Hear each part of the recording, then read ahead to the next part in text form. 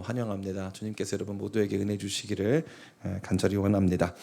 우리는 지난주 성전에서 가르치시며 복음을 전하시는 예수님을 향해 제사장들과 서기관 그리고 백성의 장로들이 질문하는 내용들에 대해서 생각해 보았습니다. 예수님이 예루살렘 성전에서 가르치신 사건은 이사야 2장에 예언된 마지막 때의 메시아를 통해 성취될 놀라운 그림이었습니다. 그러므로 예수님의 가르치심은 이제 왕으로 예루살렘에 입성하시고 이제 그 분이 다른 분이 아니라 성경에 예언된 메시아임을 스스로 강하게 선언하신 사건이라 할 수 있는 것입니다. 그러나 당시 종교, 교육, 정치 분야에서 기득권을 가지고 있던 사람들은 이러한 예수님의 선언을 눈엣 가시처럼 여겼습니다. 그러기에 그들은 모두 예수님에게는 그 어떤 행정적 권위, 신학적 권위, 정치적 권위가 없다는 사실을 밝혀서 예수님을 배척하고자 하는 그들의 명분을 공고히 하고자 했습니다. 그런데 반대로 예수님께서는 그들에게 도리어 질문을 하십니다. 질문 받으신 예수님이 질문을 하시는 거죠. 그 질문 앞에서 그들은 공경에 빠지게 되었습니다. 예수님은 그들에게 세례 요한의 세례의 권위가 하늘로부터인지 땅으로부터인지를 물으셨습니다. 이것은 사실 그들이 모른다고밖에 대답할 수 없는 내용이었고, 제사장들도 또 서기관들도 백성의 장로들도 세례 요한을 사람들이 열광적으로 좋아했는데 그 세례가 어디서부터 왔는지 대답할 수 없다는 것은 그들이 자격이 없다. 그들이 오히려 예수님에게 어떠한 질문을 할 만한 권위조차 없다는 것을 통렬하게 비판하신 것입니다. 이것은 동시에 사람들 앞에서 그들을 폭로하신 사건이지만 또 한편으로는 마치 그들 자신에게 예수님께서 질문하신 것과 다름없습니다. 너희는 나에게 그 질문을 하고 있지만 정작 너희는 무엇을 알고 있느냐라는 것이죠. 마치 소크라테스의 지적 삼파술이라고 알려진 문답법처럼 무엇을 알고 있느냐, 넌 어떻게 대답할 수 있느냐를 끊임없이 물으시면서 결국 우리 자신의 무지를 밝혀내신 사건이라 할 수 있는 것입니다.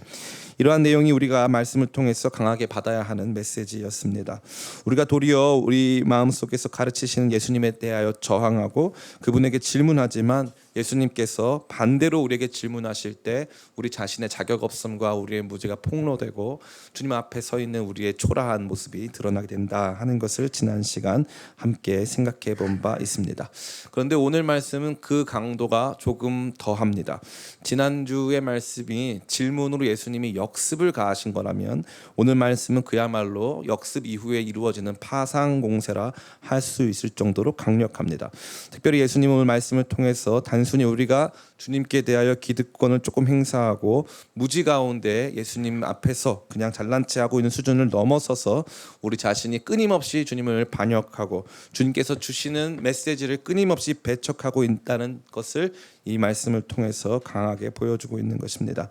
아무쪼록 오늘 말씀을 통하여 우리의 죄악을 발견하고 하나님의 대응을 깊이 살펴보는 가운데 큰 은혜가 있음을, 큰 은혜가 여전히 우리 가운데 남아있음을, 그리고 그 은혜 가운데 나아가야 함을 깊이 깨닫는 저와 여러분 다 되시기를 예수님의 이름으로 축원합니다. 먼저 우리는 오늘 이 본문의 말씀을 정확하게 해석해야 할 필요가 있습니다. 이 비유는 모두 그 대상과 내용이 정해져 있습니다. 다른 방식으로 이 비유를 해석하면 안 됩니다. 이 비유는 다 정해져 있기 때문에 그렇습니다. 성경 말씀이 저와 여러분에게 말해주는 그대로 이 비유를 받으시기를 간절히 바랍니다. 어떤 신학자는 포도원은 하나님께서 이스라엘과 맺으신 언약이고 소작농들은 이스라엘 백성으로 봅니다. 저도 이러한 해석이 매우 정당하다고 생각합니다. 그러기에 이 말씀은 구약 성경 시대 속에서 이스라엘이 그동안 어떻게 존재해 왔는가, 어떻게 하나님과 관계 맺어 왔는가를 조금 깊이 보여주는 내용이며, 조금 더 확장해 생각해 본다면 죄인된 인간들이 어떻게 하나님을 배척해 왔고 그분의 메시지를 배척해 왔는가를 강하게 보여주는 말씀이 아닐 수 없는 것입니다. 어찌되었든지 이 소작농들은 이 포도원의 주인이 아니었습니다. 그들이 이 포도원을 조성하기 위해서 재정이나 기타 수고, 노동을 들이지 않았기 때문에 그렇습니다. 이 포도원에 대한 주권은 포도원 주인에게 있었습니다. 그들은 이 포도원 주인에게 이 땅을 빌려서 임차하여 농사를 짓는 것 뿐이었습니다. 당연히 그들은 포도원 주인에게 정해진 소작료를 지급해야 하는 책임이 있었습니다. 그런데 흥미롭게도 그들은 소작료를 드리고 싶지가 않았습니다. 주인은 정당한 소작료를 받고자 세 차례에 걸쳐서 그의 종을 보내었지만 모두 험한 꼴을 당한 채 쫓겨나야 했습니다. 그리고 마지막으로 주인은 자신의 아들에 대해서는 그들이 존중하여 줄 것을 생각하여 자신의 아들을 보냈지만 소작농들은 소작료도 주지 않는 것을 넘어서서 이 포도원 주인의 아들을 죽여버리고 맙니다. 그러자 그 아들의 아버지인 포도원 주인은 그 반역한 농부들을 진멸하고 그 포도원의 소작권을 다른 사람에게 주겠다고 한다라는 것이 오늘 비유의 전부 말씀입니다. 그 이후에 백성들의 반응이 등장합니다. 흥미롭게도 백성들은 당연히 포도원 주인이 그렇게 해야 된다. 이 소작농들이 나쁘다고 합니까? 그렇지 않습니다.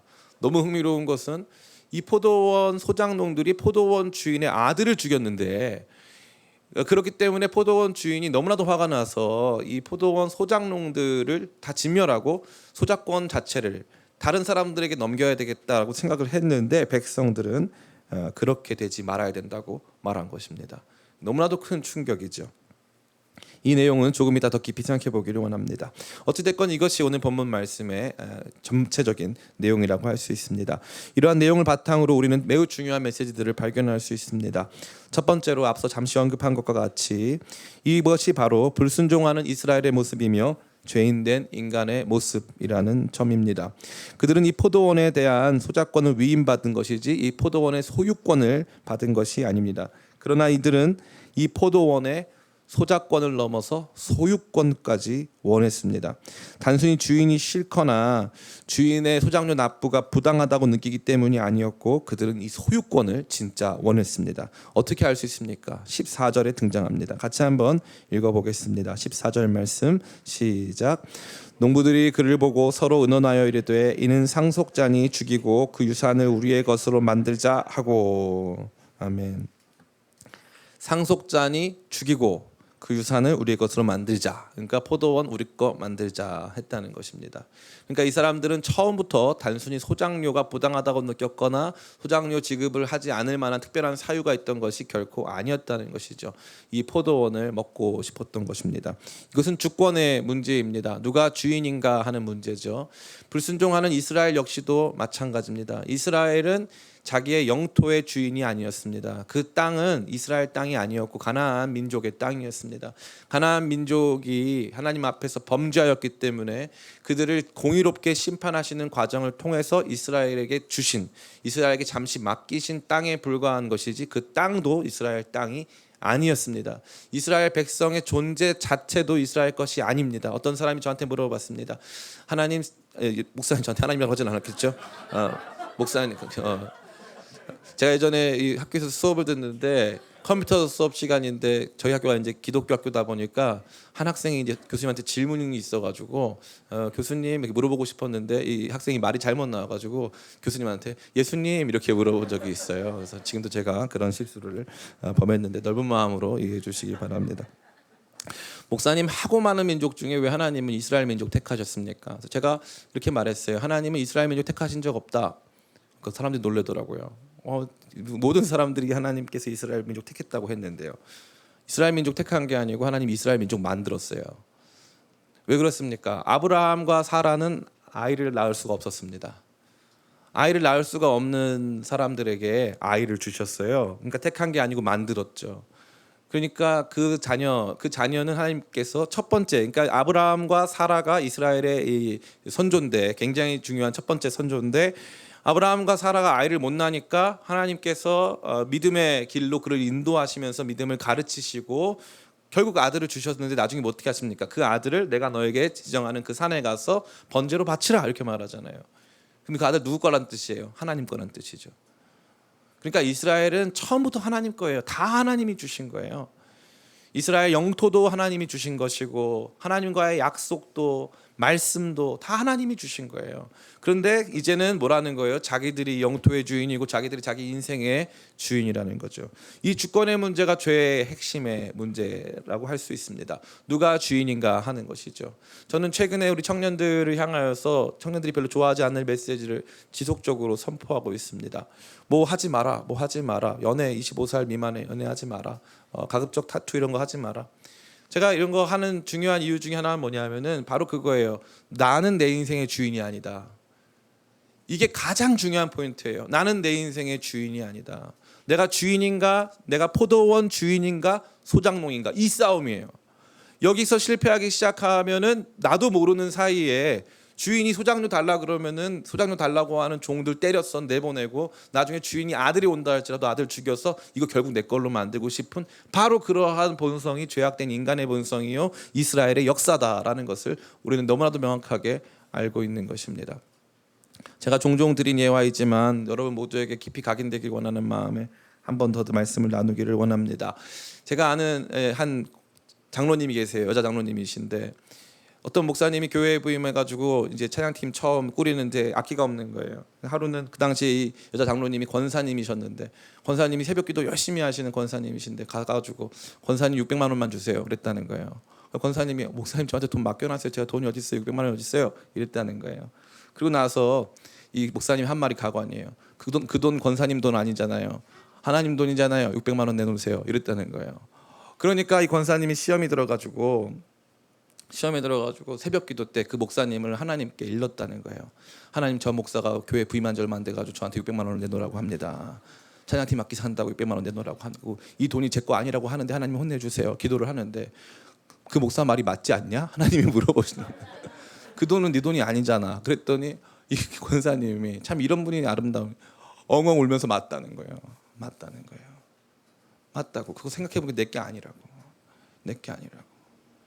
그러니까 자기 게 아니라는 것을 발견한, 그게 엄청난 전환이에요. 정말 코페르니쿠스적 전환입니다. 내 인생은 내 거인가 아닌가 이거죠. 아브라함에게 진짜 25년 만에 하나님께서 주신 진짜 아까운 자녀를 주셨는데 그 아들을 내가 너에게 명령한 산에 가서 번제로 바치라. 네 거냐 아니냐. 그동안은 너의 문제로 시작해서 자녀가 없으니까 그 문제로 시작해서 이 믿음의 위대한 여정을 떠나와가지고 하나님과 같이 교제하면서 하나님을 배웠고 하나님의 뜻을 알게 됐고 나의 삶을 향한 하나님의 계획을 보게 됐는데, 이제 하나님께서 마지막으로 시험하시는 내용이 뭐냐면 네 거냐 아니냐 이 질문하시는 거예요. 네 거냐 아니냐. 포도원 소장농들은 이 포도원은 내 거라고 생각한 거예요. 엄청난 싸움입니다. 엄청난 싸움이에요. 두 번째로 이 불순종한 이스라엘의 모습은 끊임없이 배척해왔던 메시지에 있습니다. 세 번에 걸쳐서 소장료를 내야 한다고 무슨 폭력을 들인 것도 아니고 군대를 대동한 것도 아닙니다. 세 번에 걸쳐서 너희가 주인이 아니니까, 그 주인이 지금 멀리 있으니까 이 포도원에서 나는 소출을 마땅히 드려야 되지 않겠느냐를 세 번에 걸쳐서 얘기했다는 거죠. 세 번에 걸쳐서 무려. 그런데 흥미롭게도 그들이 듣습니까? 안 듣습니까? 안 들어요. 선지자들을, 그러니까 이스라엘의 역사는 뭐냐면 선지자 배척의 역사예요. 선지자 배척의 역사. 모세가 이스라엘 백성들을 이 포로된 곳에서부터 그들을 출애굽시켜서 광야로 인도하지 않았습니까? 백성들이 맛있게 먹고 행복할 때는 모세를 칭찬했지만 대부분의 경우에 원망과 불평, 반역, 배반, 이것이 언제나 모세의 삶에 있어 왔습니다. 그 이후에 등장하는 모든 선지자들의 삶에 백성들은 언제나 선지자를 배척했어요. 그러니까 이 주권에 대한 강한 집착을 넘어서서 선지자들의 메시지를 끊임없이 배척하고자 하는 저항이 그들 안에 존재한다는 것을 강하게 말해주는 것이죠. 이것이 불순종하는 이스라엘의 모습이고 죄악된 인간의 모습입니다. 내가 주인이냐 아니냐 하는 이 어려운, 아주 이 힘든, 자기 중심을 옮겨야 하는 이 어려운 싸움도 있지만 또한 동시에 그러한 메시지를 들을 때 좋아한다, 좋아하지 않는다, 좋아하지 않는다는 거죠. 자꾸 의심하는 거예요. 목사님이 왜 저 말 왜 했지? 교회 찬양팀 악기가 필요한가? 나한테도 저럴까? 그러면은 내가 새벽 기도를 한다면 나와야 될까? 막 이런 생각이 드는 거죠. 제가 드린 예화는 이거예요. 주인이냐 아니냐 이것만 대답하시면 되는 거예요. 저한테 하실 필요 없어요. 여러분 자신에게 하시면 되는 거예요. 내 인생의 주인은 나냐 아니냐 이거죠. 나냐 아니냐. 제가 잠시 타투와 관련된 말씀 좀 더 드리기를 원하는데, 이 타투는 왜 하면 안 될까요? 그리스도인들이 타투를 하지 말아야 되는, 뭐 두 분 같이 웃고 있는데 저분들을 정죄하려고 하는 목적은 전혀 없습니다. 그러나 회개하시길. 아니 정죄하려고 하는 목적은 전혀 없어요. 맹세하라고 한 적이 있습니까 없습니까? 예수님께서 뭐라고 하세요? 자기 머리털로도 맹세하지 말라고. 너는 무조건 무엇이 옳다 그르다 이거 말만 하라는 거죠. 그러면서 하시는 말씀이 있어요. 그게 뭐냐면은 내가 내 주장을 할 수 없다는 거예요. 나는 그저 무엇이 옳다 그르다만 말할 뿐인 거죠. 이 타투와 성형 중에 뭐가 더 악하냐? 타투가 훨씬 악합니다. 왜 그렇습니까? 타투는 몸에 절대 자연적으로 발생할 수 없는 것이 새겨지는 거예요. 이게 성형은 그나마 기능 개선이라고 봅시다 우리가. 이번에 재난지원금으로 성형하신 분들도 계시거든요. 그래서 몸에 재난이 일어났구나 그렇게 보면 되는 거예요. 근데 타투는 뭐예요? 이게 태어날 때 몸에 글자 써서 나오는 사람 아무도 없거든요. 근데 거기에 뭘 담는 거? 그냥 타투할 때 그냥 아무 글자나 새겨주세요 하는 사람 한 명도 없어요. 거기 타투할 때 메시지를 담는단 말이에요. 자기가 중요하다고 생각하는, 자기 아들 이름을 담기도 하고 멋있다고 생각하죠. 근데 자기 몸 자기 거예요, 아니에요? 아니란 말이에요. 그 제가 누누이 말씀드려요. 타투 말고 스티커 붙여라 그러면 그건 또 그 폼이 안 난대. 스티커 또 그 눈으로 식별도 불가능한데 스티커는 안 되고 타투는 되는데 그것도 이상한 논리예요. 꼭 이렇게 막 해가지고 고통을 줘서 상처를 내가지고 새겨야 된다는 거예요. 거기에 그 배후에는 뭐가 있냐면 이게 있는 거예요. 나의 인생의 주인은 나야. 내 몸의 주인은 나야. 나는 내 마음대로 내가 원하는 걸 다 할 수 있어. 이 담겨 있는 거예요. 백그라운드에. 제가 뭐 이거 했다고 여러분 정죄하고 이러지 않습니다. 그러나 제 말은 무엇입니까? 주권에 대한 문제가 너무나 중요한 문제라는 거예요. 나는 내 거인가 아닌가. 노래 중에 내 거 같은 내 거 아닌 내 거 같은 뭐 너 이런 노래 있는데 딱 우리 같아요. 나는 내 거인가 아닌가. 내 거인데 내 거 아닌 내 거 같은 나. 따라해볼까요? 나는 주님의 것. 우리는 주님의 것이. 우리는 주님의 것이. 내 인생은 내가 만들지 않았어요. 내가 조성한 거 아니에요. 내 노력과 수고로 되어진 것 아닙니다. 내 거가 아니라는 거죠. 제가 이 메시지를 전하려고 여러분에게 본문을 선택한 게 아니에요. 이 본문이 순서에 따라 주어진 것뿐이에요. 그러니까 제가 어떠한 뒤에 무슨 의도를 가지고 전하는 말씀이 결코, 저도 이런 본문 피하고 싶어요. 근데 하나님께서 말씀하시는 강한 메시지가 뭡니까?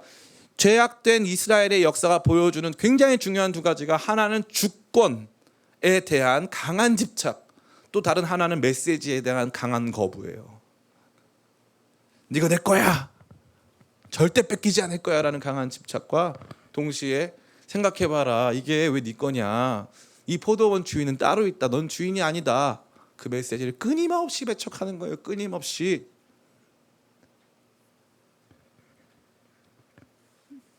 이러한 내용이 우리 가운데 이 말씀을 통해서 강하게 전달되길 간절히 바랍니다.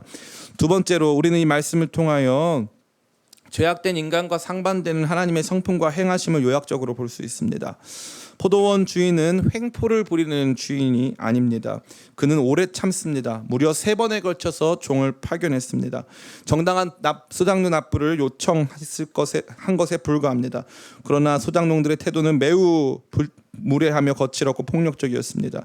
그들은 악에 가득 차 있었고 단순히 소작농 납부를 거부하는 차원을 넘어서서 포도원 자체를 빼앗아 가려고 했습니다.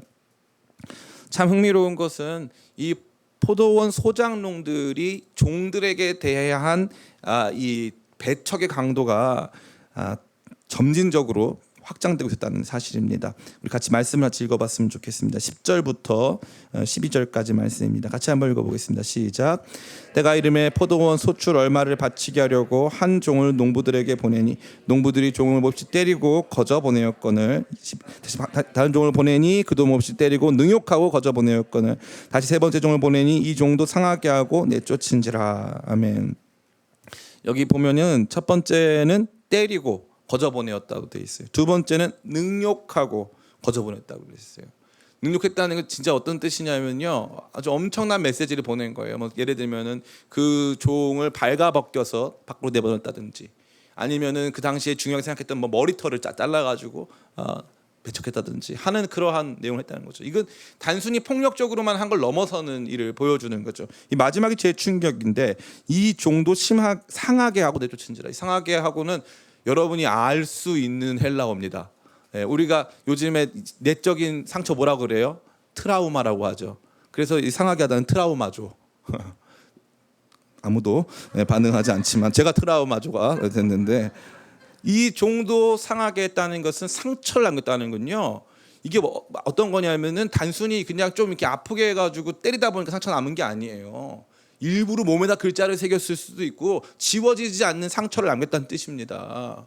이게 얼마나 폭력적인 소장농들입니까? 이런 사람들이 어디 있습니까? 이런 사람이 있으면 안 되지 않겠습니까? 이쯤 되면 포도원 주인이 해야 될 일은 무엇입니까? 얘네들이 나를 뭘로 알고 있는 거지? 처음에 한번 때려서 보냈을 때는 뭐 오해가 있었나 보다. 가가지고 우리 종이 좀 너무 과하게 말을 했나? 좀 그런 오해가 있었나 보다 할 수 있는데, 두 번째는 그냥 보낸 게 아니고 모욕적으로 보냈단 말이죠. 세 번째는 그 종의 몸에다 뭘 새겨서 보냈어요. 메시지를 보내는 거죠. 나한테 지금 내가 포도원 주인인데 이 소장농들이 나한테 메시지를 보내고 있는 거예요. 우리 같았으면요 당장 용병을 사서, 그 당시는 이거 흔했습니다. 용병을 사서 거기 사람들 몰아내고 그 포도원에 대한 주권을 회복했을 것입니다. 그런데 포도원 주인은 기가 막히게도 우리와 완전히 다른 생각을 해요. 너무 선해요. 화가 날 정도로 선해요. 왜 그렇습니까? 기가 막히게 그는 마지막 메신저로 그의 사랑하는 아들을 보냅니다. 그냥 보내는 게 아니고요. 뭐라고 되어 있냐면 내 사랑하는 아들을 보내리니. 나의 아들이고 사랑하는 아들이에요. 내 사랑하는 아들을 보내리니. 이거 얼마나 가슴이 아픈 이야기입니까? 포도원 소장농들을 향한 끊임없이 주권에 집착하고 메시지를 배척하는 이 정말 악한 포도원 소장농들에게 포도원 주인이 보여주는 사랑과 화해의 제스처가 그의 아들, 사랑하는 아들에게서부터 나타난다는 거죠. 이 모든 것은 하나님의 성품과 행하심, 온유함과 사랑을 보여주는 내용이 아닐 수 없는 것입니다. 그래서 요한일서 4장 16절은 뭐라고 말합니까? 하나님은 사랑이시라. 하나님은 사랑 그 자체이십니다. 이 말씀은 그냥 나온 말씀이 아니에요. 누가 느낀 가운데 하나님 참 사랑이 많으시다는 게 아니란 말이에요. 그러면 하나님은 사랑이시다라는 말이 어디 나옵니까? 출애굽기 34장 5절부터 7절입니다. 출애굽기 34장 5절부터 7절 앞에 화면이 준비되어 있습니다. 같이 읽겠습니다. 여호와께서 구름 가운데 강림하사 그와 함께 거기 서서 여호와의 이름을 선포하실세.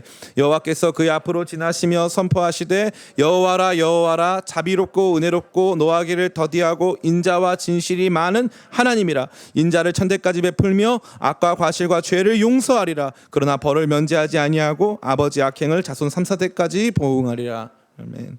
이 자손 3, 4대에 많은 분들이 마음 걸릴 수 있어요. 하나님이 조금 소심하셔서 조금 복수를 오래 하시네, 이렇게 생각할 수 있어요. 근데 자손 3, 4대는 이 아버지가 살아있을 동안 볼 수 있는 사람들을 말하는 거예요. 그러고 나서 그 아버지 죽고 나면 그 뒤에는 그 아버지, 죽은 아버지에 대한 처벌이 그 다음 때까지 이어지지 않는다는 거예요. 그리고 은혜는 몇 대까지? 은혜는 1000대. 상상을 초월하시는 분 아닐까요? 예. 죄가 영향을 미치는 구간은 내가 생존해 있을 동안 나의 영향권 아래에 있는 거기까지만 미치는 것이고, 그 뒤에 있는 자손, 그러니까 가게에 흐르는 저주를 끊어라. 가게에는 저주가 많이 안 흐르고요. 따라해볼까요? 우리 집은 축복이 흐른다. 우리 집은 축복이 흐르는 거예요. 혹시 우리 중에 여기 뭐 4대째, 뭐 5대째, 3대째 우리 그리스도인 분들 계시다면 여러분 지금 살아있는 거는 우리 4대조 분이 하나님 앞에서 기도해가지고 그런 것일 수도 있는 거예요. 그냥이 아닌 거예요. 그리고 내가 오늘 예수님 믿고 살아가는 이 삶도 내 뒤에 온 그 많은 사람들을 향한 거룩한 축복의 대물림이 될 수 있다는 거예요. 근데 어찌됐건 이 말씀 속에 등장하는 게 너무 흥미롭지 않습니까? 하나님의 이름을 이제 공적으로 선포하는 거예요. 하나님의 이름을 공적으로 선포하는데 여호와라 여호와라 자비롭고 은혜롭고 노하기를 더디하고 인자와 진실이 많은 하나님이라. 인자를 1000대까지 베풀며 악과 과실과 죄를 용서하리라. 이게 하나님이라는 거예요. 이게 하나님의 속성 중에 대부분이고, 대부분 거의 전부라고 할 수 있는 거예요. 그러니까 오늘 이 말씀이 하나님의 길이 오래 참으시며 사랑으로 우리를 품어주시고 끝까지 사랑으로 우리를 대하시고 화해의 제스처로 그의 아들을 아낌없이 보내시는 그 모습을 너무나도 웅변적으로 대변해주고 있는 것 아닙니까? 근데 한편으로 하나님께서 그냥 참으셨습니까? 가만히 계셨습니까? 그렇지 않죠. 끊임없이 메신저들을 보내십니다. 끊임없이 말씀을 하시는 거예요. 우리 삶의 여정들을 돌아보시기 간절히 바랍니다. 내가 여기 지금 이 자리에 앉아있기까지 나에게 얼마나 많은 메신저들이 있어 왔는가. 내가 방황하고 내가 더 이상 믿음의 길을 찾지 못하는 그 순간에 하나님께서 얼마나 많은 메신저들을 내게 보내주셨는가 하는 거죠. 얼마나 나를 길이 참아오셨는가. 내가 그냥 여기 있는 것이 아니지 않습니까? 나에게 끊임없이 말씀해 오셨던 그 어느 순간의 말씀, 그 어느 순간의 찬양과 기도가 내 마음을 그 수렁 가도 같은 곳에서 이끌어내서 다시 이 자리에 있게 한 거 아닙니까? 그 하나님은요, 오래 참으시는데 끊임없이 말씀하시며 우리를 돌이키기를 원하셔서 계속 우리를 부르시는 바로 그 주님, 바로 그 사랑의 주님이신 것을 이 말씀은 너무나도 웅변적으로 보여주고 있는 것입니다. 이것이 바로 하나님의 성품, 포도원 주인의 성품입니다. 그런데 이제 이 죄인된 인간들은 포도원 주인 되시는 하나님 아버지가 보내신 아들 예수님을 포도원 밖에서 십자가에 달아 죽입니다. 자, 이제 모든 국면이 전환됩니다. 그동안 참아오셨던 모든 사랑으로 참아오셨던 모든 시간들, 모든 베푸셨던 모든 호의와 은혜들이 이제 심판의 근거로 작용하기 시작하는 것이죠. 이 심판은 너무나도 정당한 수준을 넘어서 매우 오랜 시간 기다린 끝에 시행되었기에 심지어 은혜롭기까지 한 심판입니다. 이 심판이 임하여야만 하는 것을 우리 모두가 다 알고 있습니다. 우리의 지성이 그것을 원하고 있습니다. 마땅히 그것은 이루어져야 합니다라고 생각한다는 것이죠. 자, 정리해보자면 이 말씀은 하나님의 은혜롭고 자비로우신 성품과 오래 참으시며 우리에게 말씀해 오신 시간들, 그리고 죄인들이 끊임없이 그것들을 배척해왔고 그 기다리시는 하나님을 모욕하고 그 마음에 트라우마죠, 상처를 들여왔던 시간들을 생각하게 하는 것이 아닐 수 없는 것입니다. 이제 마땅한 심판이 우리 가운데 놓여져 있는 것입니다. 죄는 무엇입니까? 죄는 많은 사람들이 법을 어긴 거라고 생각합니다. 법을 어긴 것이 죄가 아닙니다. 이 마지막 종에게 그를 상하게 해서 그의 마음이 아니라 그를 상하게 해서 돌려보냈다고 되어 있습니다. 트라우마죠. 트라우마가 생기게 만들었다는 뜻이죠. 죄는 하나님께 트라우마를 드리는 거예요. 죄는 하나님의 마음을 아프게 하는 거예요. 그동안 참아왔고 그동안 베풀어왔던 수많은 은혜들을 모욕하고 능멸하고 멸시하여 하나님의 메시지들을 거부해왔던 우리의 삶을 다해 하나님을 끊임없이 아프게 한 그 죄의 결과가 엄청난 심판으로 다가올 것을 오늘 이 말씀은 저와 여러분에게 강하게 말하는 것입니다. 그러니까 이 심판을 보면서 부당하다고 말할 사람이 있습니까? 한 사람도 없다는 거죠. 이 심판은 전혀 부당하지 않습니다. 그의 사랑하는 아들까지 보내서 화해와 사랑의 제스처를 보냈음에도 불구하고 그 아들을 포도원 밖에 죽였다는 사실은 이제 남은 것은 심판밖에 없다는 것을 우리 모두에게 강하게 증거해주고 있는 것입니다. 자, 이제 마지막 세 번째입니다. 이 비유는 예수님의 십자가 죽으심에 대하여서도 강하게 말해주고 있습니다. 이 비유의 말씀은 여러 부분을 통하여 예수님의 오심과 죽으심 그리고 부활 사건을 말씀해주고 있는 것입니다. 우선적으로 예수님의 오심은 선지자들의 끝에 오셨습니다. 마지막 최종적인 선지자로 오셨다는 것을 의미하는 것이죠. 세 번에 걸쳐서 수장료 납부에 대한 요청이 있었고 그 이후에 이제 마지막으로 내 아들을 보내겠다고 말씀하셨기 때문에 예수님께서는 최종적으로 임하시는 메신저라는 거죠. 최종적으로 임하시는 선지자이기 때문에 하나님의 뜻을 전하는 마지막 선지자이기 때문에 더 이상 추가적인 선지자는 없다는 것입니다. 예수님의 뜻을 받아들이느냐, 예수님께 전하시는 메시지를 받아들이느냐 마느냐에 따라서 이제 포도원 주인의 행동이 결정되어 있다고 말해주고 있는 것이죠. 뿐만 아니라 이 내용은 너무나도 명확하게 예수님의 죽으심을 보여주고 있습니다. 뭐라고 말합니까? 15절에 보니까 이렇게 말합니다. 15절 같이 한번 읽어보기를 원합니다. 같이 읽겠습니다. 시작. 포도원 밖에 내쫓아 죽였느니라. 그런즉 포도원 주인이 이 사람을 어떻게 하겠느냐. 아멘. 포도원 밖에 내쫓아 죽였느니라. 이 내용은 예루살렘 성 밖에서 죽였다는 내용도 되겠지만 실제적으로 그것을 넘어서는 이야기가 됩니다. 이 포도원 밖이라고 하는 것은 이스라엘 밖, 즉 이방인의 손에 죽게 했다는 것을 의미하는 것이죠.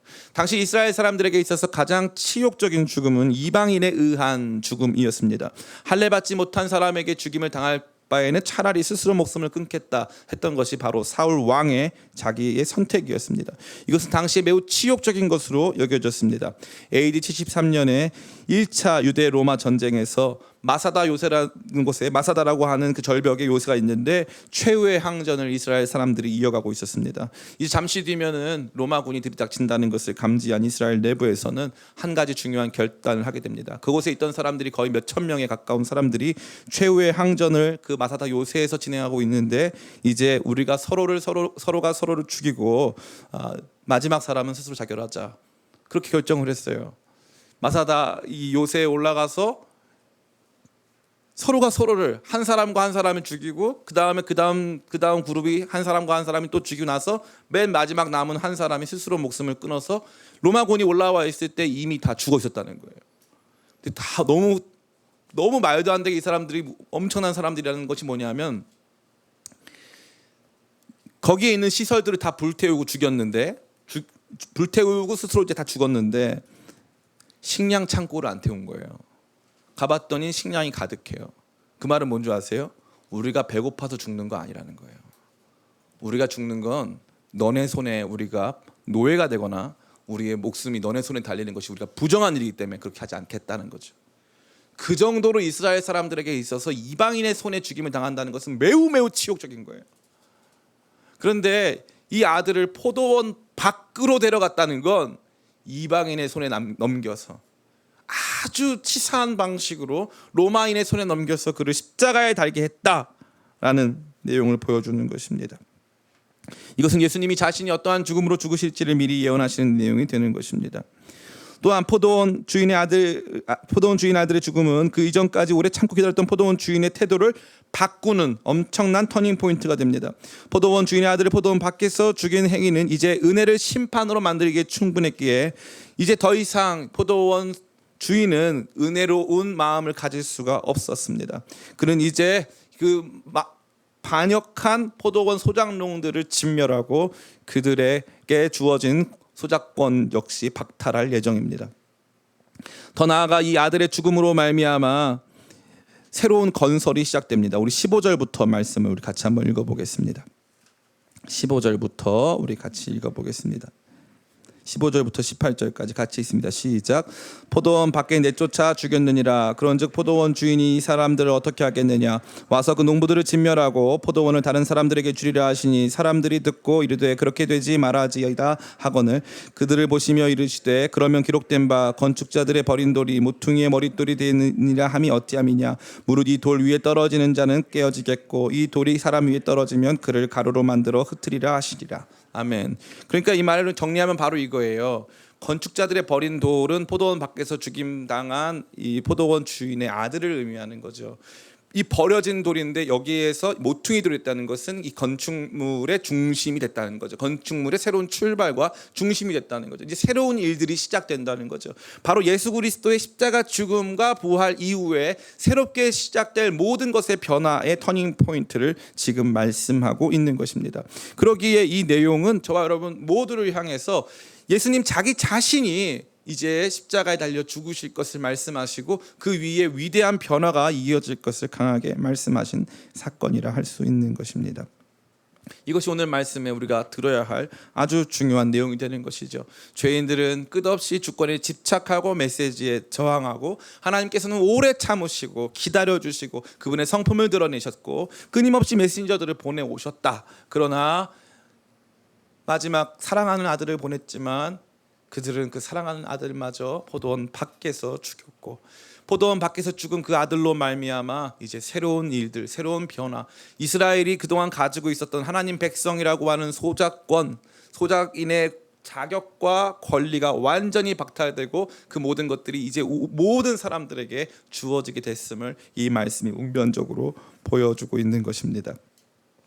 저는 이 말씀처럼 이 기독교 복음의 내용을 선명하게 보여주는 비유가 없지 않겠는가 할 정도로 이 말씀에 크나큰 압도를 당했습니다. 그런데 매우 흥미롭게도 앞서 말씀드린 바와 같이 백성들은 이것을 원하지 않았습니다. 백성들은 이 말씀을 들을 때 왜 원하지 않았을까요? 왜 그랬을까요? 간단합니다. 그들은 자기를 포도원 주인 편이라고 생각했을까요? 아니면 나는 소작농이라고 생각했을까요? 예, 소작농이라고 생각했어요. 이 노사 관계가 있습니다. 노사 관계.